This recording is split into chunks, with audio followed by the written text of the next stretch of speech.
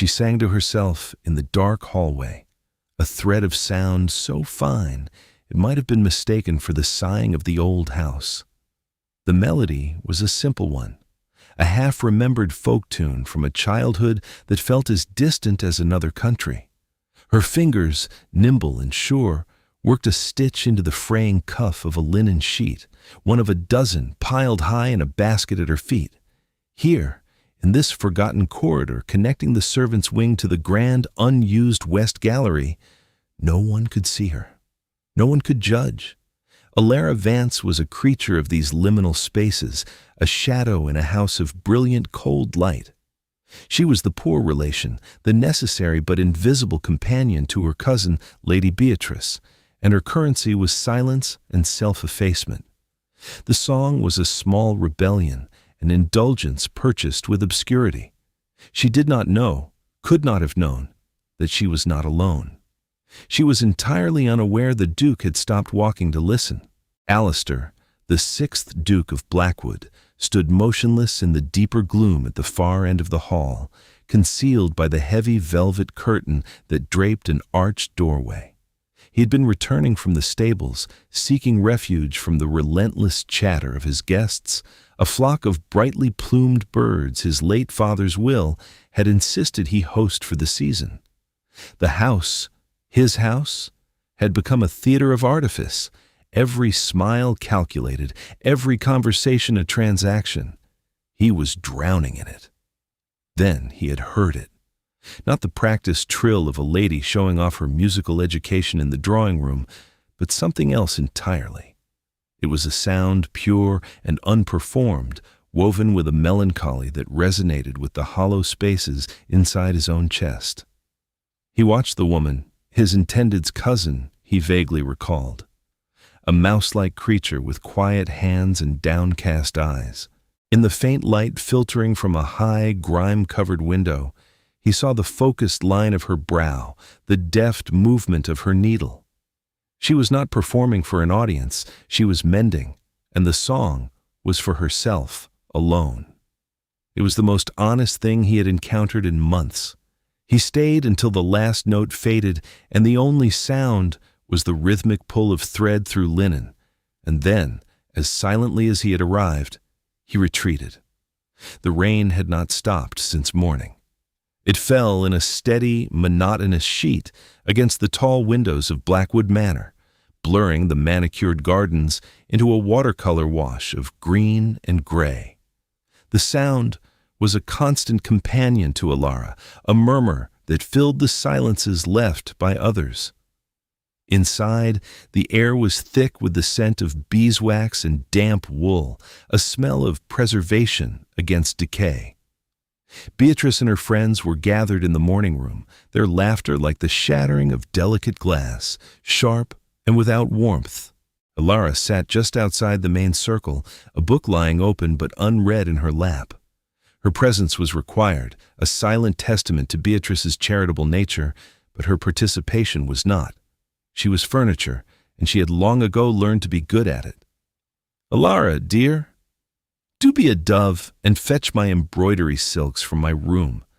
The light in here is simply dreadful for matching colors, and I find I've brought the wrong shade of rose," Beatrice called out, her voice carrying a silken edge of command. The other ladies paused their gossip to watch. It was a small, casual display of power, a reminder of place. Alara closed her book without a word, rising smoothly. This was her role, the fetcher of silks, the finder of lost fans, the silent repository of small, thankless tasks. Her movements were economical, designed to draw as little attention as possible. As she crossed the grand hall, its checkered marble floor echoing the emptiness of the Duke's long absences, she felt a familiar ache of loneliness. It was not the loneliness of solitude, which she often craved, but the unique loneliness of being surrounded by people who looked straight through you. Her life was a series of quiet duties, a tapestry woven in shades of beige and gray. The only color was in her thoughts, in the world she found within the pages of books she was not meant to read. Her errand for Beatrice led her past the library. The great double doors were closed, as they always were. It was the Duke's sanctuary, a place Beatrice and her set deemed dusty and dull. Lord Finch, Beatrice's father and the manager of a portion of the Duke's finances, had once remarked that there was no profit in dead poets, but to Alara, the library was a whispered promise. She paused, her hand hovering over the cold brass handle. A reckless impulse, born of the dreary day and the prospect of returning to the brittle laughter of the morning room, seized her. She glanced down the empty hall. With a soft click, she opened the door and slipped inside, closing it gently behind her. The air was cool and still, smelling of old paper, leather, and dust. It was a scent she loved, the perfume of sleeping stories. Sunlight, heavily filtered by the rain and the dirt on the window panes, fell in weak, slanted columns, illuminating motes of dust that danced like tiny, silent spirits. The shelves rose 2 stories high, a dark wood fortress of knowledge, accessible by a rolling ladder. Unlike the rest of the manor, which was polished to a sterile gleam, the library felt lived in, even in its neglect. It felt like him. It was a room that was grieving. Alara ran a finger along the spine of a leather-bound volume of poetry, the texture soft and yielding under her touch. She felt a sense of trespass, but also of homecoming. This was a place where substance mattered more than surface, where thoughts were more valuable than titles. Here, a person could be quiet without being invisible. She began to walk the perimeter, her soft-soled shoes making no sound on the thick Persian rug. She noticed things. A book left open on a reading stand, its pages still holding the faint indentation of a reader's thumb. A half-empty glass of brandy on a side table, a dark amber jewel. A faint scuff on the floor where the ladder had been recently moved. These were the traces of the Duke, the silent evidence of a man who sought solace in the same way she did. It forged a strange, one-sided intimacy. She felt she understood something of him in this room that no one in the chattering group downstairs ever could. He was not just the cold, aloof nobleman they whispered about. He was a man who read poetry and drank alone in the rain-streaked twilight. Days turned into a week, and the library became her secret garden. Beatrice, pleased with what she perceived as Alara's increasing meekness, grew lax in her supervision. She assigned Alara a task meant to be both tedious and isolating, sorting and cataloging a collection of old household ledgers that had been stored in a damp cabinet in a back office. "You have such a head for dull things, Alara," Beatrice had said, a dismissive wave of her hand consigning her cousin to hours of dusty work. But the office adjoined the library. With the ledgers as her excuse, Alara could spend entire afternoons in the quiet, hallowed space. She would work on the accounts for an hour, her neat, precise script filling the pages of her own notebook as she made sense of decades of domestic history. And then she would reward herself with a book. She discovered his favorites, or what she presumed were his. The volumes of Stoic philosophy were well worn, their margins filled with faint pencil notations in a sharp, intelligent hand. The collections of sonnets had cracked spines. A treatise on agricultural reform was filled with bookmarks. She began to feel as if she were in conversation with him, a dialogue across time and silence. She would read a passage he had marked and find herself agreeing or, on rare occasions, forming a silent rebuttal. She learned the shape of his mind, its precision, its curiosity, its hidden melancholy. One late afternoon, with the sun finally breaking through the clouds and casting long, golden fingers across the floor, she was perched precariously on the rolling ladder, reaching for a slim volume of Dante tucked away on the highest shelf. She had seen it from the floor, its vellum cover gleaming, and the desire to hold it was immediate and overwhelming. Her fingers had just brushed against the spine when her foot slipped on the rung. A small, involuntary gasp escaped her lips as she swayed, the world tilting sickeningly. A hand closed around her arm, firm and steady. It did not pull or jerk, but simply held her, a solid anchor in her brief, terrifying fall. She looked down, her heart hammering against her ribs, and found herself looking directly into the eyes of the Duke of Blackwood. They were gray, the color of the sea before a storm, and they were fixed on her with an unnerving intensity. He had entered so silently she had not heard a thing. "Careful, Miss Vance." His voice was low, deeper than she had imagined, and it held no judgment, only a quiet concern. The contact was brief, lasting only a few seconds before he released her and took a step back, but the warmth of his hand lingered on her skin, a startling imprint. It was the first time a man had touched her with such gentle authority. The first time anyone in this house had touched her with anything other than accidental carelessness. A flush rose from her neck to her cheeks, hot and unwelcome. "Your Grace," she stammered, scrambling down the ladder. "I apologize. I did not mean to intrude. Lady Beatrice gave me leave to organize the old accounts, and the office—" He raised a hand, cutting off her flustered explanation. "The library is not a prison. It is meant to be used." He gestured toward the book she had been reaching for. "Dante?"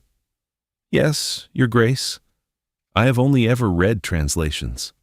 The admission felt bold, a confession of her limited education. He regarded her for a long moment, his expression unreadable. The silence stretched, thick with the unspoken rules of their respective stations. He was the Duke. She was the poor relation. They were not meant to be having this conversation. Then, to her astonishment, he reached up, his height allowing him to retrieve the book with ease, and held it out to her. "The original has a music the English cannot capture," he said, his fingers brushing hers as she took the volume. The second touch was lighter than the first, a whisper of contact, but it sent another jolt through her. "You read Italian?" "A little. My father taught me. He believed a mind, like a garden, should be cultivated with more than just native plants." The memory brought a pang of grief, sharp and sudden. A flicker of something, understanding perhaps, crossed his face. Your father was a wise man. He did not ask more, did not pry into the life she had lost. The restraint was a gift. He simply acknowledged her past, her knowledge, and in doing so, he acknowledged her. It was a novel and deeply unsettling feeling. That brief exchange altered the atmosphere of the library. It was no longer her secret space, but theirs. He began to appear more frequently, sometimes working at the large mahogany desk, a formidable pile of estate papers before him, other times simply reading in a worn leather armchair by the fire. They rarely spoke, but the silence was different now. It was not the silence of absence, but of shared presence. It was the quiet of a reading room, a comfortable communion of two minds engaged in their own pursuits, yet aware of each other. Sometimes she would look up from the dense columns of the ledgers and find his eyes on her, a speculative, thoughtful gaze that made her feel seen in a way that was both unnerving and thrilling. She was no longer just the mending woman, the errand girl. In this room, she was Miss Vance, the reader of Dante. The ledgers themselves told a story.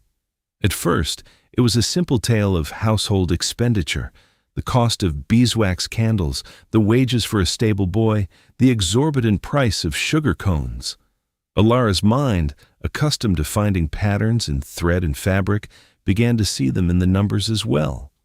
She organized the chaotic entries into neat columns, her pen scratching softly in the quiet room. She began to notice small, persistent anomalies. The price paid for oats from a certain supplier was consistently higher than the market rate. The invoices for wine from a particular merchant in London seemed to arrive with unusual frequency, the quantities staggering even for a ducal household entertaining guests. Each transaction was signed off with the flourishing, confident signature of her uncle, Lord Finch. At first, she dismissed it as carelessness, the casual mismanagement of a man unconcerned with details. But the pattern was too regular, too consistent. It was a slow, methodical drain, 1,000 tiny cuts that, over years, would amount to a significant wound. A cold dread settled in her stomach. This was not incompetence. It was calculation. Her uncle, entrusted with a portion of the Duke's affairs, was systematically defrauding him, and Beatrice, his daughter, stood to marry the man he was robbing. The hypocrisy was breathtaking. The knowledge sat like a stone in her chest, heavy and dangerous. To speak of it would be to accuse her own family, to detonate the fragile structure of her life. To stay silent would be to collude in the deceit, to watch the one man who had shown her a sliver of kindness be betrayed. Beatrice, meanwhile, had begun to notice the change. It was not something she could name, but she sensed it in the air. The Duke, who had always been politely distant, now seemed to possess a new, watchful stillness. His attention, when it strayed from his duties, no longer fell on her with the expected admiration, but seemed to drift past her, toward the quiet corners of the room where Alara sat. She saw the way his eyes would briefly follow Alara as she left a room, the way the silence between them in the library felt different from the silence he shared with everyone else. Jealousy, cold and sharp, took root in Beatrice's heart. It was absurd. Alara was a nobody, a plain, penniless creature who should have been grateful for the scraps thrown from her table. The idea that the Duke could find anything of interest in her was an insult. Beatrice decided to reassert the natural order of things. The occasion was a small luncheon in the gardens. The sun was warm, the roses were in full, fragrant bloom, and the conversation was as light and meaningless as dandelion fluff. Alara was wearing her best day dress, a simple gray muslin she had painstakingly altered and mended herself. It was clean and neat, but in the company of silks and French lace, it marked her as surely as a brand. Beatrice rose, a crystal glass of deep red wine in her hand, pretending to admire a climbing rose just behind Alara's chair. "Oh, this bloom is simply perfection," she exclaimed, turning with a theatrical gesture. Her arms swung, and the red wine arced through the air, splashing directly down the front of Alara's dress.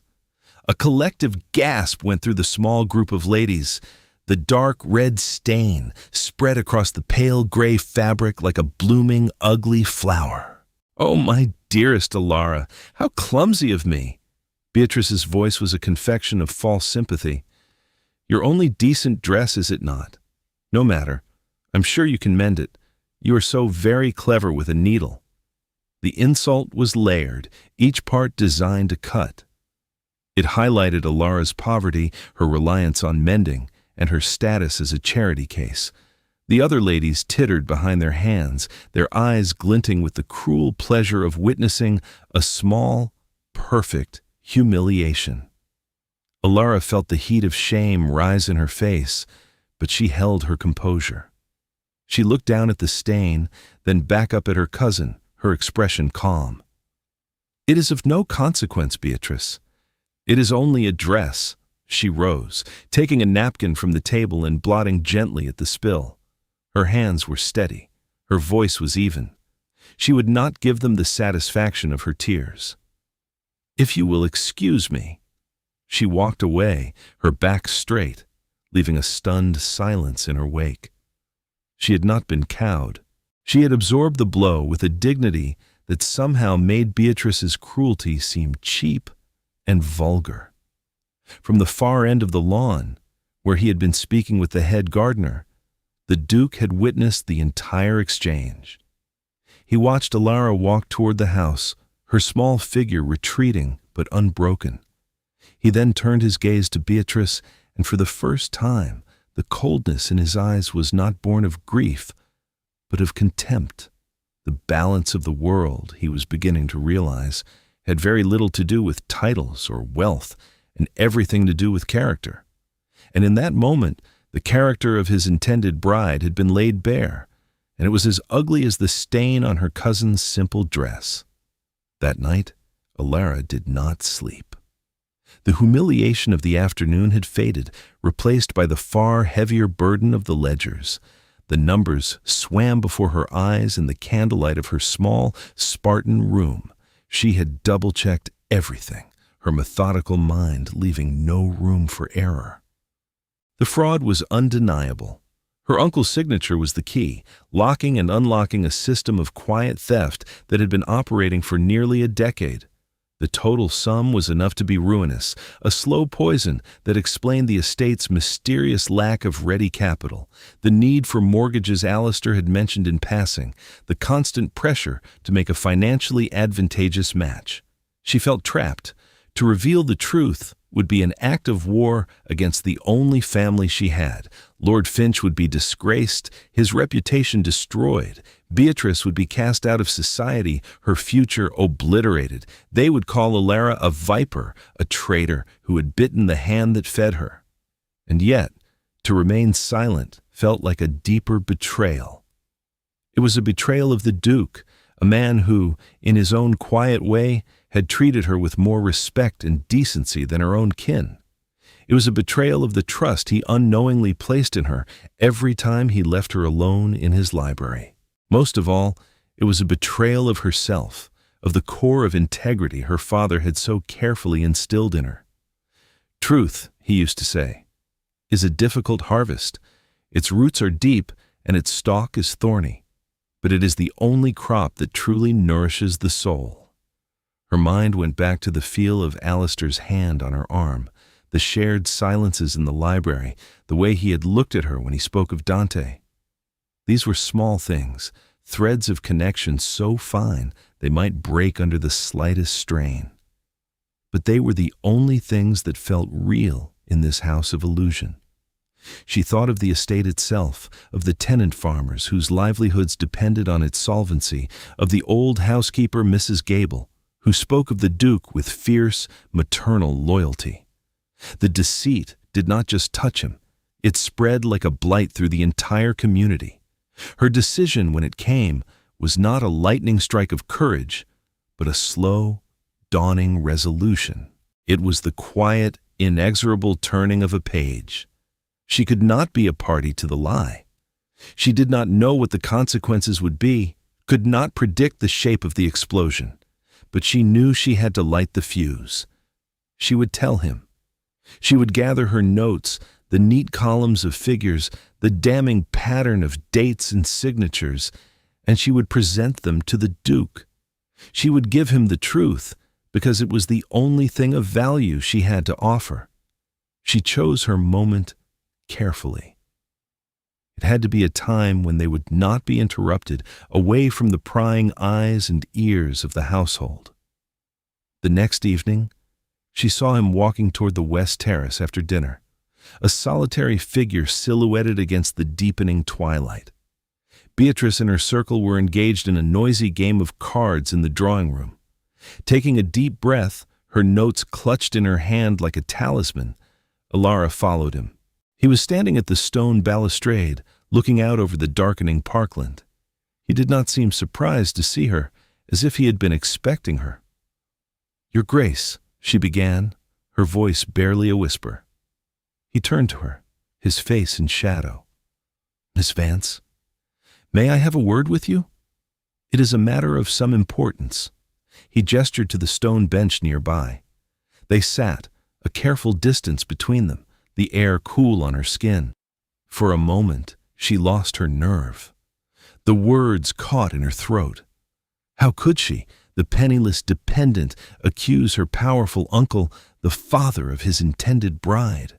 As if sensing her turmoil, he spoke first, his voice quiet. "The incident in the garden yesterday. I saw it.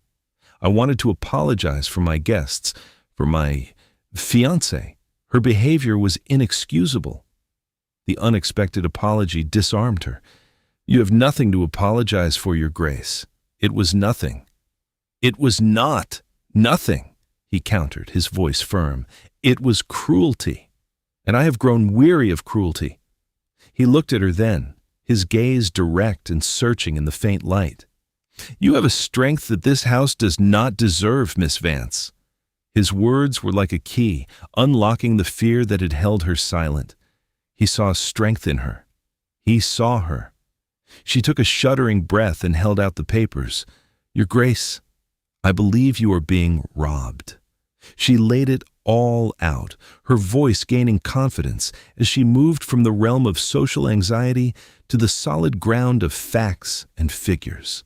She explained the ledgers, the inflated invoices, the pattern of payments to suppliers who charged double the market rate, the consistent signature of Lord Finch authorizing every fraudulent transaction. She spoke clearly, concisely, presenting the evidence without embellishment or accusation, letting the numbers speak for themselves. Alistair listened without interruption, his face growing harder, colder as she spoke. He took the papers from her and scanned them in the dying light, his jaw tight. The silence that followed her explanation was absolute, broken only by the distant cry of a night bird. The air crackled with the enormity of what she had done. When he finally looked up, his eyes were like chips of flint. "You are certain of this?" "I have checked the arithmetic a dozen times. The pattern is unmistakable." He stood and walked back to the balustrade, his back to her. He was a statue of contained fury. She had expected anger, but she had not been prepared for the sheer vibrating force of it, an energy that seemed to emanate from him in waves. She had just destroyed the foundation of his future, the alliance his family had planned for years.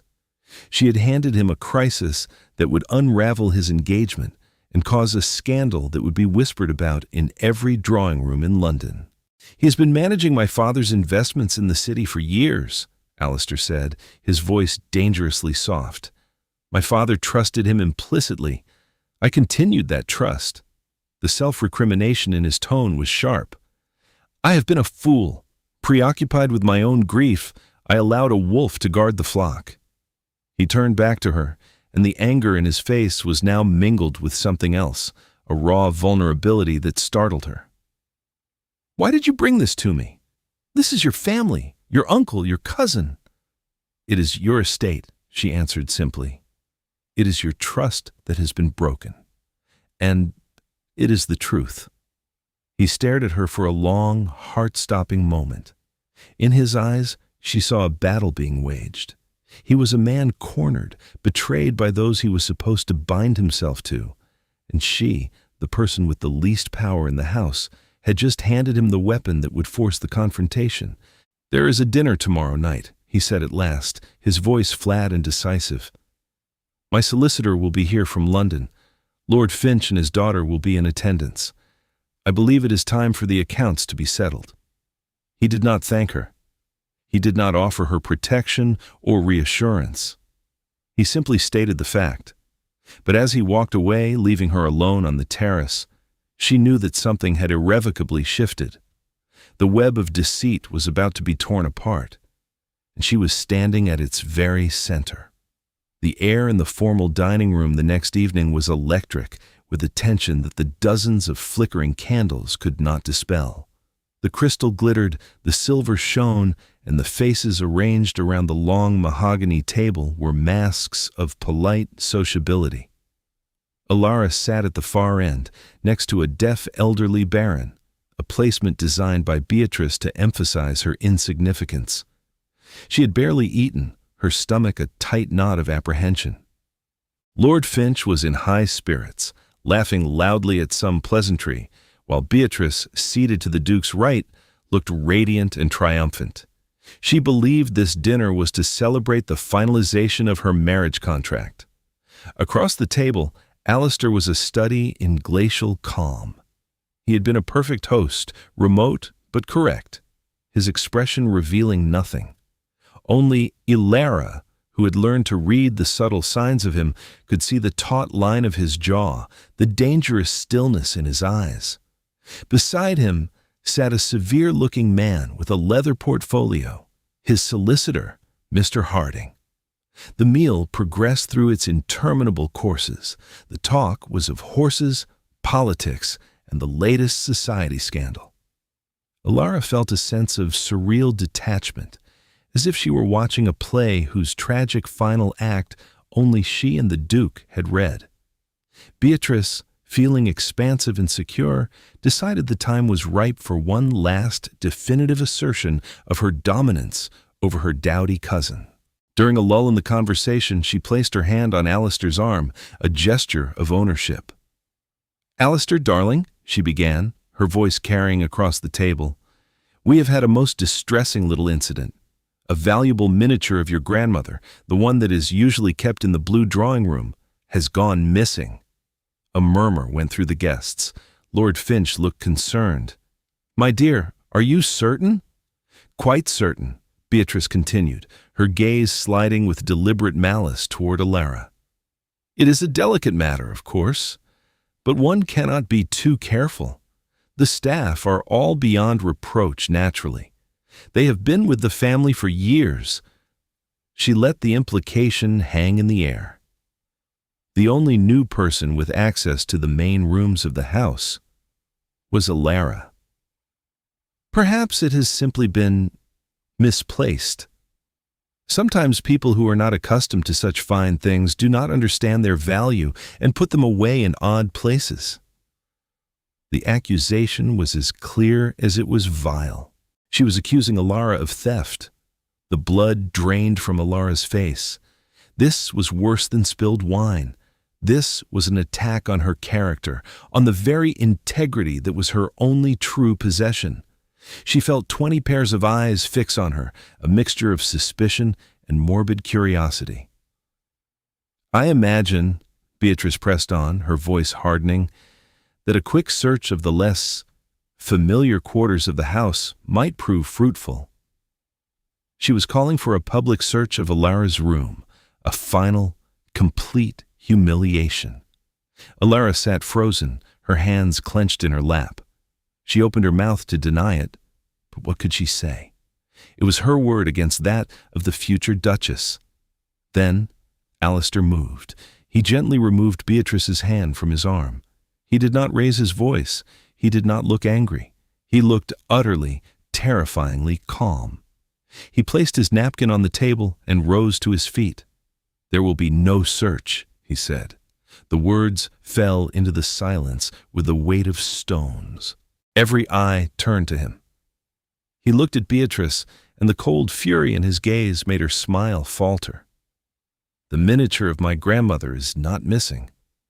I had it removed myself this morning for cleaning."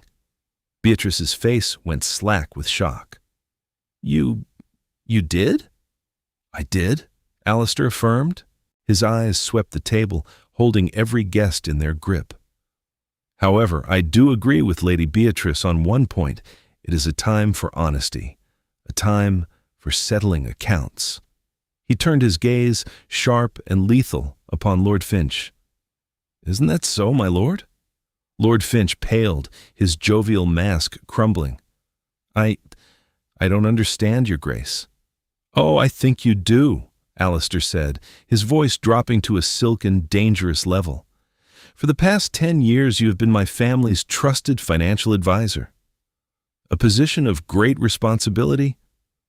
A position, it seems, of great opportunity." He gestured to his solicitor. "Mr. Harding and I have spent the day reviewing some of the estate's recent expenditures. We found them fascinating. In particular, the accounts you have so diligently managed."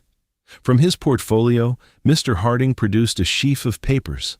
Alara recognized her own neat handwriting on the summary sheets. Alistair picked up the top page. "Let us take, for example, the matter of supplies for the stables. It seems we have been paying nearly double the market price for oats for the last 7 years, all from a supplier with whom you, Lord Finch, share a rather profitable business partnership, a fact you neglected to mention." Lord Finch began to sweat, dabbing at his forehead with a trembling hand. "A misunderstanding, I assure you." "And the wine," Alistair continued, his voice relentless. "Enough claret to float a naval fleet, purchased through a merchant who, it turns out, is your cousin, and who has been providing you with a generous commission on every bottle. A commission paid for, of course, with my money." He did not need to raise his voice. The cold, hard facts, delivered in his measured, aristocratic tone, were more damning than any tirade. The dinner guests sat in horrified silence, watching the public dissection of a man's reputation. Beatrice looked from her father to the Duke, her face a mask of disbelief and fury. This was not how the evening was supposed to go. "This is an outrage," she finally burst out, finding her voice. "You would take the word of her?" She pointed a trembling finger at Alara. "A penniless, scheming nobody who has clearly filled your head with lies to try and trap you." Alistair turned his gaze to Alara. It was no longer cold. It was filled with a fierce, unwavering light. "Miss Vance," he said, his voice resonating through the room, "has more integrity in her little finger than your entire family has displayed in a decade of calculated deceit.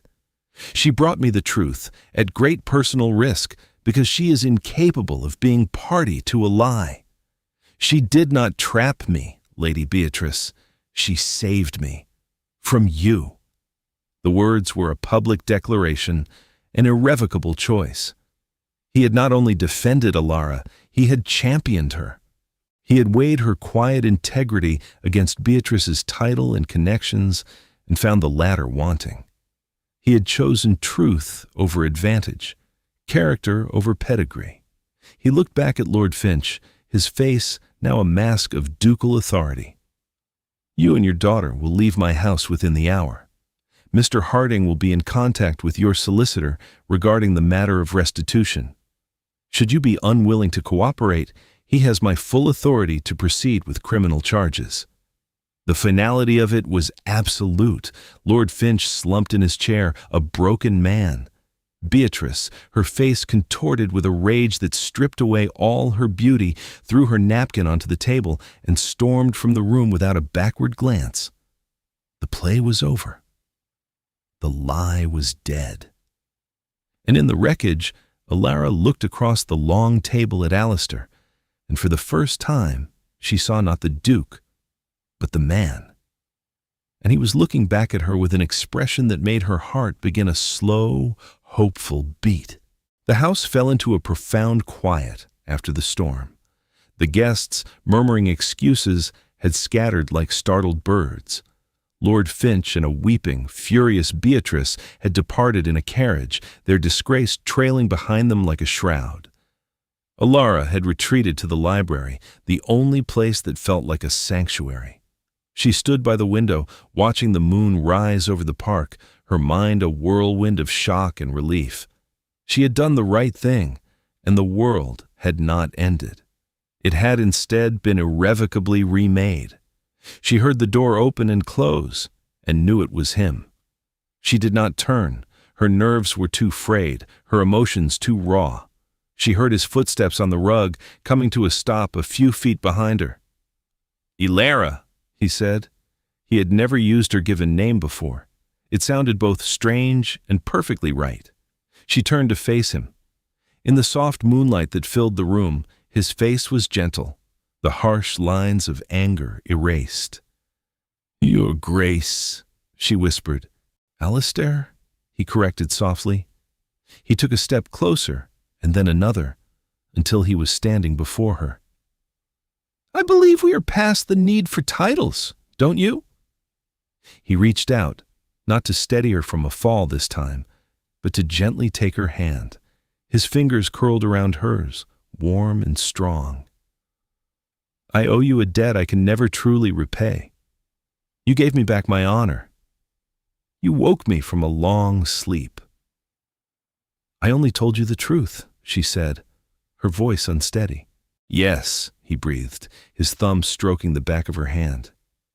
"You did. In a world of artifice and ambition, you are the only true thing I have found." He looked around the room, at the shelves of books that had been their silent witnesses. This house was a tomb. It was full of ghosts and echoes. I walked through it, but I was not alive in it. Then you came. You brought your quiet industry, your mending and your books. You even brought music back into its hallways. He smiled, a genuine, unguarded smile that transformed his face. I heard you that first day, singing to yourself. I think even then some part of me knew. He looked down at their joined hands, then back into her eyes, his own gaze earnest and stripped of all pretense. Alara Vance, you are the most competent, courageous, and honorable woman I have ever known. I have spent my life surrounded by people who wanted my title, my wealth, my name. But you saw the man. You saw a man who was grieving and blind, and you offered him clarity without asking for anything in return. He paused, and the silence was filled with the beating of her heart. I am not offering you a title as a reward. I am not asking you to become a duchess. I am asking you, Alara, to be my partner, to help me run this estate, to fill this house with honesty and purpose, to read with me in this library, to be my wife, if you will have me. Tears welled in her eyes, hot and cleansing. This was not a proposal born of duty or advantage. It was a proposal between two people who had found each other in the quiet spaces, who had built a bridge of trust over a chasm of silence and deceit. He was not asking for a duchess. He was asking for her. Yes, she said, the word a quiet affirmation, a promise. Yes, Alistair. He let out a breath he seemed to have been holding for a lifetime. He raised her hand to his lips and pressed a gentle kiss to her knuckles. Then, with infinite care, he drew her into his arms. It was not the desperate clutch of passion, but the steady, solid embrace of homecoming. She rested her head against his chest, listening to the strong, even beat of his heart. The library, their sanctuary, held them in its quiet, book-scented embrace. The ghosts were gone. The house was finally breathing again. A year later, the rain fell again. But it was a soft, gentle rain, the kind that nourishes the earth and makes the gardens grow. Inside the library at Blackwood Manor, a fire crackled in the hearth, casting a warm, dancing light on the polished wood and the spines of 1,000 books. The room was no longer a place of shadow and neglect. It was the vibrant heart of the house, filled with light and warmth and the quiet hum of a life well lived. Alara, now the Duchess of Blackwood, sat at the large mahogany desk, but she was not poring over ledgers filled with deceit. She was reviewing plans for new tenant cottages, her pen making sharp, intelligent notes in the margins. The estate was thriving under her careful, compassionate management. She had brought not just order to the accounts, but fairness and prosperity to the people who depended on the land. Alistair sat in his worn leather armchair by the fire, a book open in his lap, though he was not reading. He was watching his wife. He watched the way the firelight caught the warm brown of her hair, the focused intensity of her expression as she worked, the quiet competence that radiated from her. He had fallen in love with her integrity, but he had come to adore every part of her. Her quiet wit, the way she hummed when she was concentrating, the fierce intelligence in her eyes when she debated a point of philosophy with him. She had not just saved his fortune, she had saved his soul. She looked up, as if feeling his gaze, and her serious expression softened into a smile that was just for him. Is there a problem with the drainage proposal for the North Fields? He closed his book and rose, walking over to her. He leaned down and pressed a kiss to her hair. No, I was just admiring the Duchess. She tilted her head back to look at him, her eyes sparkling. And what is her verdict on the Duke? He is the most fortunate man in all of England, Alistair said, his voice thick with an emotion that a year of marriage had only deepened. He took her hand, his fingers lacing through hers in a gesture that was now as natural as breathing. Come, walk with me. The rain is stopping. They walked to the tall windows and looked out at the transformed gardens. The roses were pruned, the paths were clear of weeds, and the entire landscape seemed to breathe with a new vitality. Everything was in its right place, cared for and flourishing. Just like the house, just like them. The world saw a duke and his duchess, a powerful and respected couple. But in the quiet moments, in the sanctuary of their library, they were simply Alistair and Alara, two people who had found in each other a truth more valuable than any title. True worth, he had learned, was not a thing to be displayed in glittering ballrooms or announced by heralds. It was a quiet thing, a hidden thing, discovered not in the glare of public life, but in the unwatched moments of integrity, in the steady warmth of a hand, in the simple, honest beauty of a song sung softly in a dark hallway.